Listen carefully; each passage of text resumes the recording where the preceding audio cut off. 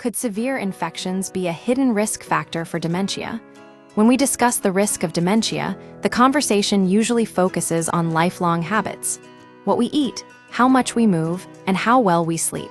We view these as the slow-building pillars of cognitive health.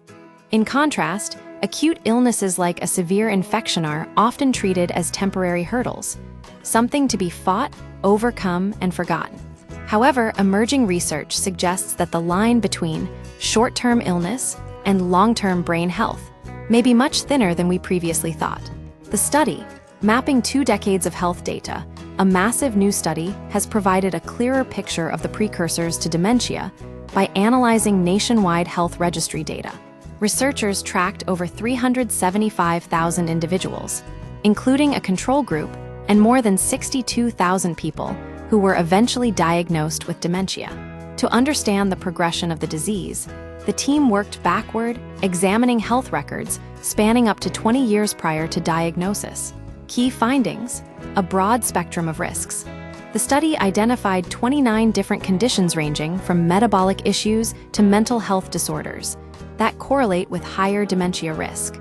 The role of infection. Even after accounting for these other 29 conditions, researchers found that severe infections, those requiring hospitalization, remained a significant independent factor. Specific culprits. Notably, infections such as cystitis and certain bacterial infections showed a distinct connection to later cognitive decline. The 5-year window and the inflammation connection, perhaps the most striking revelation, is the timing.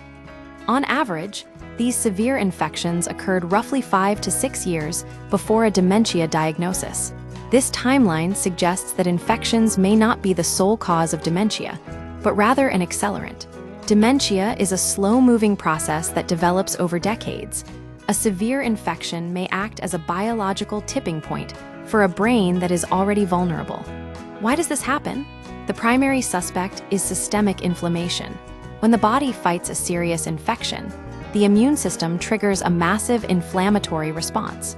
While this is vital for killing pathogens, intense or repeated inflammatory spikes can cross the blood-brain barrier, potentially affecting brain cell integrity, cerebral blood flow, neuronal communication, shifting the perspective on prevention. It is important to note that this study identifies an association, not a direct cause and effect. Most people recover from infections without any lasting cognitive impact. However, this research encourages a more holistic view of brain health.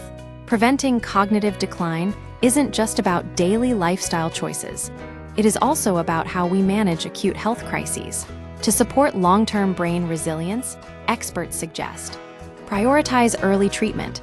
Treating severe infections promptly is essential not just for immediate recovery, but for minimizing systemic stress. Strengthen immune resilience. Maintaining consistent sleep, nutrition, and stress management provides the body with better tools to handle acute illness. Focus on recovery. Feeling better is not the same as being fully recovered. Allowing the body adequate time to bounce back from serious illness is crucial for long-term stability. Preventive care. Staying up to date with vaccinations and managing underlying conditions can reduce the likelihood of an infection becoming severe enough to require hospitalization. The bottom line: our health is an interconnected web. A single, acute event can ripple through our biological systems, influencing our long-term cognitive trajectory. Conclusion: while not every infection leads to dementia, severe illnesses can act as catalysts for cognitive decline by triggering systemic inflammation. Recognizing the link between acute infection and long-term brain health highlights the importance of both daily wellness and proactive medical care.